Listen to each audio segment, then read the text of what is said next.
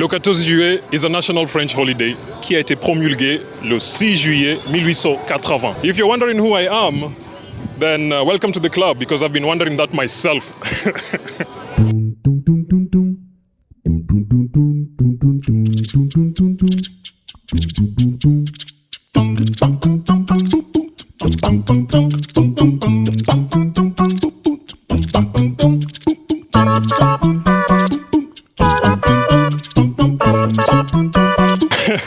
I'm kidding.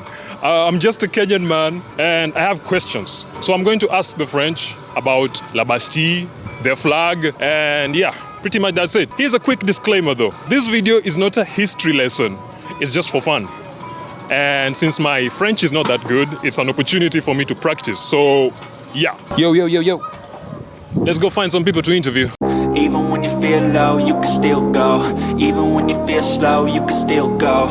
Even when there's no hope, you can still go. Là aujourd'hui, je suis avec monsieur Anthony Legrand, je suis Monsieur Micro sur le Far West Park. Je suis là pour animer, annoncer les événements qu'il va y avoir, annoncer à quelle heure il y a tel stand qui ouvre, ou bien voilà, Monsieur Micro. Je m'appelle Nina, j'ai 23 ans, je suis à l'université, je suis en licence de lettres. Excusez-moi monsieur, ça va? Ça va et toi? Pourquoi vous fêtez la Bastille?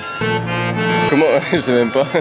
J'ai pas compris. Moi je m'appelle Jean-François, j'ai 18 ans et voilà, j'accepte cette interview. Là je suis futur étudiant, je vais aller à Amiens en STAPS à l'université. Pour devenir prof de sport, enfin pour étudier tout ce qui est dans le domaine sportif. Alors moi je m'appelle Enzo de France, j'ai 18 ans. L'année prochaine je vais comme mon ami être un futur étudiant en STAPS à Amiens. Et puis voilà, c'est déjà bien. Je m'appelle Philippe, je travaille dans les métiers du sport et dans le management du sport. Je m'appelle Mathis. Moi c'est Alexandre, j'ai 25 ans. Michel, 30 ans. On est français lui. Oui. Depuis toujours. Oui, bonjour, je m'appelle Karim.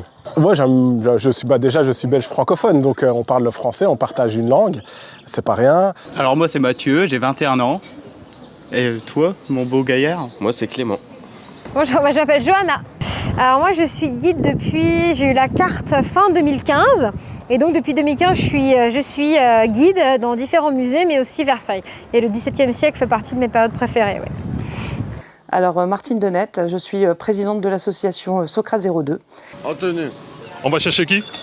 C'est mon pote là-bas avec la casquette noire, il est heureux de travailler aujourd'hui. Ouais, il est très heureux là. Bonjour monsieur. Venez. C'est pour la patrie, c'est pour la nation, c'est pour la France. Non. Bonjour mademoiselle, c'est pour la nation, c'est pour la France. Vous voulez y participer? Oui, d'accord. Vous avez quel âge? J'ai 25 ans. Pourquoi vous fêtez le 14 juillet? La Bastille, c'est quoi? Oh. Never answer to no, man, I still go. In Kenya, the national holiday that is somewhat similar to Bastille Day in France is Jamhuri Day, which is celebrated on December 12th each year. Jamhuri Day commemorates the day when Kenya officially became a republic and gained independence from British colonial rule on December 12th, 1963. It is a day to celebrate the country's sovereignty and national pride. Revenons à la Bastille.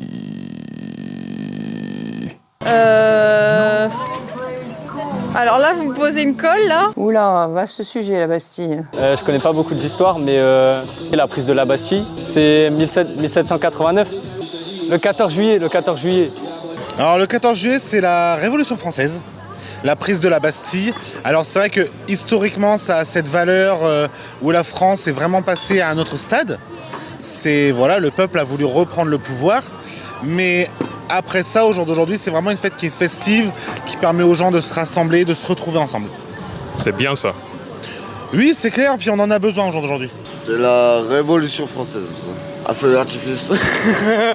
Après ça, je peux même pas vous répondre. Je sais pas, c'est de la lumière, c'est de feu d'artifice quoi. La Bastille, à la base, c'était une prison du royaume français à l'époque, quand il y avait encore les rois, la royauté. Et un jour, le peuple il en a eu marre et il a fait une révolution. Et ils se sont dit, en prenant la Bastille, on va montrer un moment fort envers le roi, comme quoi on n'a pas peur, comme quoi on sait se défendre nous-mêmes, etc. Et ils ont réussi à prendre la Bastille. Du coup, le roi, il a eu peur et il a commencé à écouter le peuple. Pour moi, la Bastille, je crois que c'était une prison. Il faut que je me souvienne dans mes vieux cours de collège. Et c'était une prison du roi peut-être, qui a été prise du coup en 1789, il me semble. Pour quelqu'un qui n'y connaît rien, c'est la prise de la Bastille, c'est la prise de la poudre pour mettre dans les armes piquées aux invalides. Première expression du peuple qui se révoltait à la base, pas forcément contre le roi, mais contre l'absolutisme royal. Alors aujourd'hui, on parle de la Bastille comme symbole de la chute de la monarchie. Si mes souvenirs sont bons, je pense qu'elle a été construite pour défendre Paris. On en parle surtout comme les révolutionnaires venant chercher de la poudre et des munitions pour alimenter des fusils et des armes à feu qu'ils avaient trouvées. C'est une fête nationale. En France, en tout cas, c'est une fête nationale. Dans toutes les villes de France, il y a un défilé avec les militaires. Il y a les représentants de la mairie, par exemple la maire et ses adjoints. Il y a des enfants qui viennent chanter la Marseillaise. On se recueille devant le monument aux morts.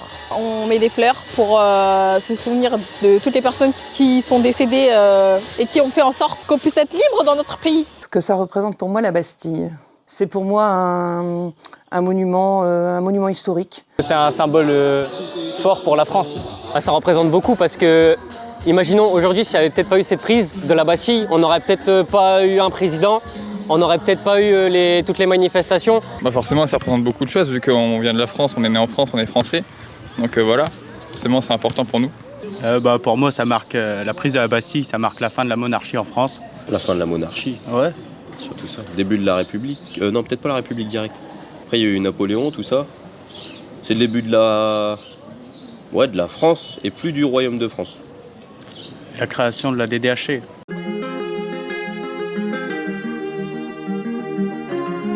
The Kenyan flag consists of 5 horizontal stripes. 2 out of the 5 stripes are white, and white means peace. The top stripe is black. It symbolizes the people of Kenya. The middle stripe is red, and it represents the bloodshed during the struggle for independence. The bottom stripe is green, and it represents the country's natural resources and agricultural wealth. The Maasai shield and spears symbolize the defense of freedom. Vous pouvez décrire le drapeau français pour moi, s'il vous plaît. Le drapeau de la France, c'est-à-dire... Bleu, blanc, rouge. Il est bleu, blanc, rouge. Drapeau français, bleu, blanc, rouge. Le drapeau français, donc il y a bleu, blanc, rouge. Alors il est vert, violet. Si je me souviens bien, il est vert. Non, il est bleu, blanc, rouge. Le drapeau, il s'appelle le drapeau tricolore. Il est composé de bleu, de blanc et de rouge. Aux extrémités, il y a le bleu et le rouge, qui est le tout premier drapeau des révolutionnaires avant toutes les révolutions. Et le blanc, c'est ce qui représente la royauté. Et du coup, les révolutionnaires, en gros, écrasent la royauté, ce qui fait la République française. Le rouge représente le sang, le blanc représente la pureté, il me semble. C'est le drapeau de mon pays. C'est les valeurs de la République, c'est l'identité française, pour moi, tout simplement. L'égalité, la liberté, fraternité, bleu, blanc, rouge, et puis l'ouverture à tout le monde aussi. C'est la liberté, l'égalité et la fraternité.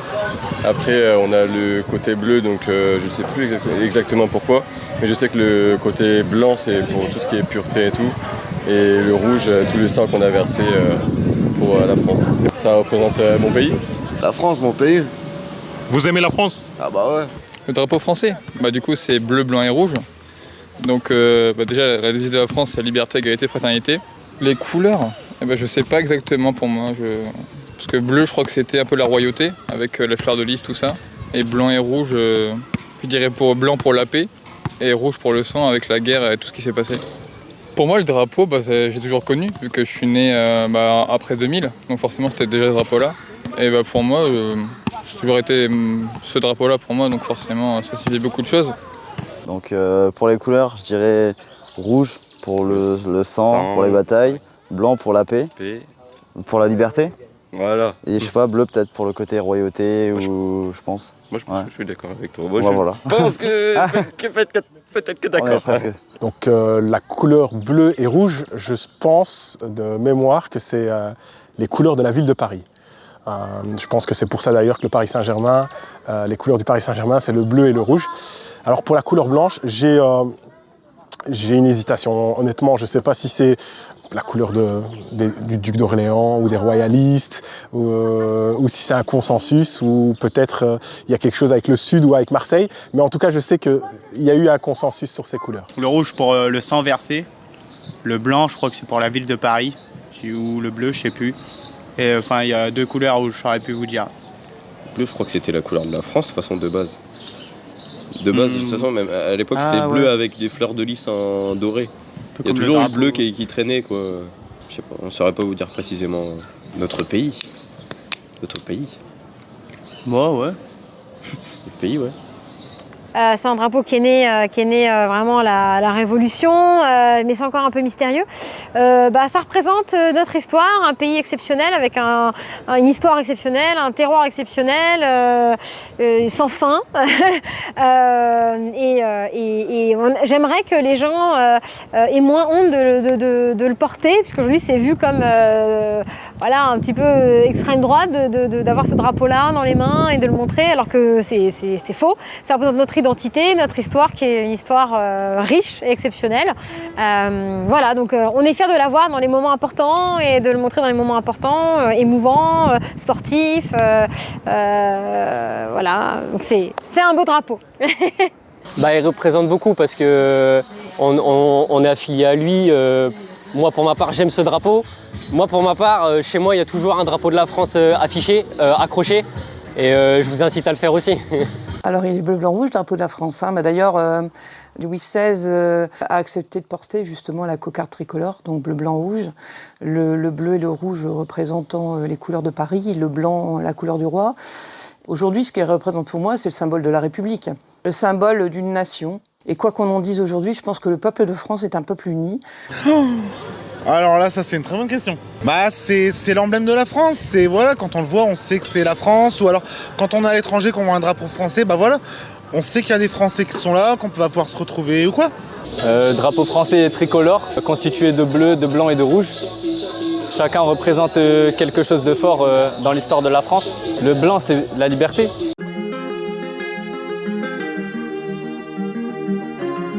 The Kenyan national anthem, titled E Mungu Nguvu Yetu in Swahili, which translates to O God of all creation in English, is a patriotic hymn that represents the spirit and aspirations of the Kenyan people.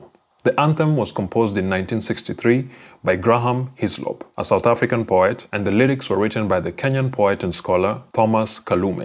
Pourquoi s'appelle-t-elle la Marseillaise? En fait, c'est Rouget de Lille qui est à l'origine de l'écriture de ce chant, qui est un chant guerrier. Parce que tout a commencé à Marseille, il me semble. Et ça a été inventé avant que ce soit l'hymne. Ouais. Par un mec, putain, je sais plus comment il s'appelle. C'était un nom particulier. C'est pas Rouget de Lille.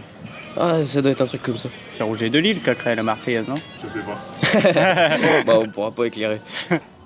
C'est parce que 14-18, je crois. Ça a été chanté. Alors, je sais plus l'histoire exacte, mais ça a été chanté dans le sud. Je crois que ça a été à la base c'était interdit et les soldats l'ont quand même chanté. Et je crois que c'est parce que ça vient du sud que c'était la Marseillaise. Je pense. Je suppose. Je saurais pas vous dire pourquoi, mais ça sert à rien de dire c'est les Marseillais, ils ont inventé la Marseillaise, ça c'est pas vrai, c'est une idée reçue. Elle n'a pas été inventée le jour de la prise de la Bastille, elle a été inventée en avril 1792. Après c'est que des petites recherches, etc. Mais c'est un Strasbourgeois qui l'a inventée pour l'anecdote.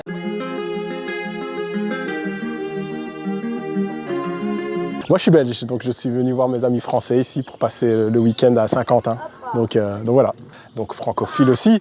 Et donc effectivement, c'est toujours très intéressant. Et puis j'ai fait des études de sciences politiques, donc l'histoire de France.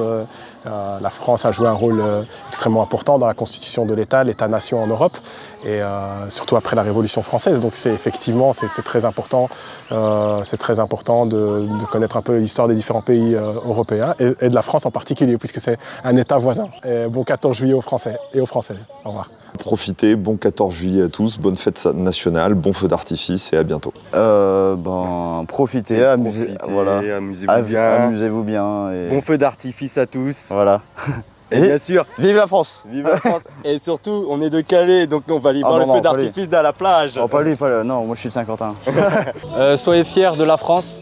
Je sais bien qu'avec il y a beaucoup de sujets qui font polémique en France, mais il ne faut pas oublier que Sans notre pays, on serait bien embêté. Et comparé à d'autres régimes politiques, on peut être fier d'être français, je pense. Non, mais ouais, c'est les symboles de la France, le drapeau, la Marseillaise. C'est vraiment des symboles qui sont forts en France. Bah écoutez, venez faire la fête, amusez-vous. N'en abusez pas non plus, mais voilà, faites la fête. Le 14 juillet, c'est symbolique parce que, comme je l'ai dit, c'est grâce à ça qu'aujourd'hui on a un président, qu'aujourd'hui on peut débattre de tout et de n'importe quoi. Puis le 14 juillet, ça ne se résume pas qu'à un feu d'artifice, mais ça se résume à tout un pays, à des valeurs, à des principes. Donc si vous avez l'occasion de fêter le 14 juillet, faites-le, mais ça ne se résume pas forcément à un feu d'artifice le 14 juillet. Eh bien, si un jour vous devez voter pour votre pays, eh ben faites-le. Voilà, soyons unis derrière notre République. Joyeuse fête nationale à tout le monde et joyeux 14 juillet. Bah, je vous souhaite un bon 14 juillet, profitez bien, soyez heureux, soyez contents et vraiment que tout le monde soit heureux. Hein. Non mais j'ai pas forcément de mots. Dans tous les cas, 14 juillet ou 10 juillet ou 20 juillet, tant qu'on est tous heureux, c'est le principal. On est tous heureux. Tous les gens.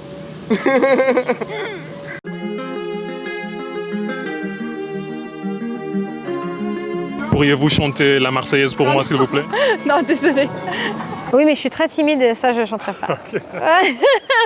Là, c'est dur ce que vous me demandez. Je vais commencer avec vous. Allons enfants de la patrie, le jour de gloire est arrivé. Contre nous de la tyrannie. L'étendard sanglant élevé.